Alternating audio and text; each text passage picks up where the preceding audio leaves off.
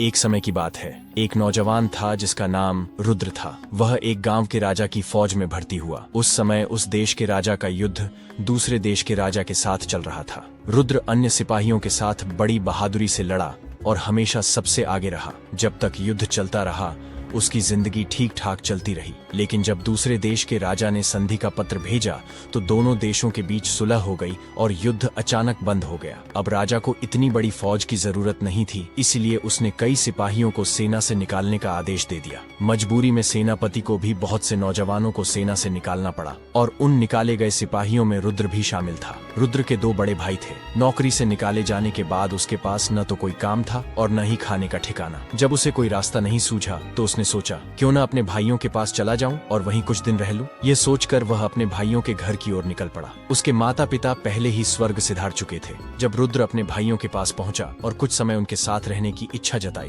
तो दोनों बड़े भाई इसके लिए तैयार नहीं हुए। उन्होंने कहा, हमारा तो अपना ही खर्च बड़ी मुश्किल से चलता है, हम तुम्हें कैसे पाल सकते हैं। अब रुद्र के सामने गांव छोड़कर जाने के अलावा कोई और रास्ता नहीं था। आखिरकार दुखी मन से उसे वह गांव छोड़ना ही पड़ा। उसके पास केवल अपने हथियार थे जो उसे फौज में भर्ती होने पर मिले थे और फौज से निकालते समय उसे सौंप दिए गए थे। वह अपनी बंदूक कंधे पर लटकाए गांव से निकल पड़ा। चलते चलते वह ऐसी जगह पहुंचा जहां घने पेड़ों के अलावा और कुछ नहीं था। वह बहुत थक गया था, इसलिए एक घने पेड़ के नीचे आराम करने के लिए बैठ गया और अपने भाग्य के बारे में सोचने लगा। ना तो मेरे पास पैसा है और ना ही मुझ में कोई खास हुनर। अब मैं कौन सा काम खोजूं? शायद अब तो मुझे भूखा ही मरना पड़ेगा। उसी समय हवा का एक तेज झोंका आया।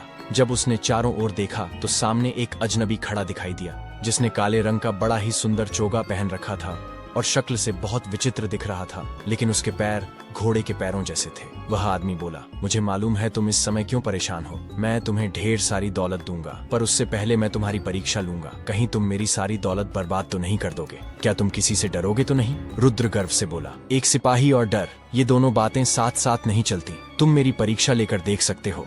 अजनबी बोला, जरा तुम अपने पीछे मुड़कर देखो। रुद्र ने पीछे मुड़कर देखा तो पाया एक बड़ा रीछ उसकी ओर आता दिख रहा है।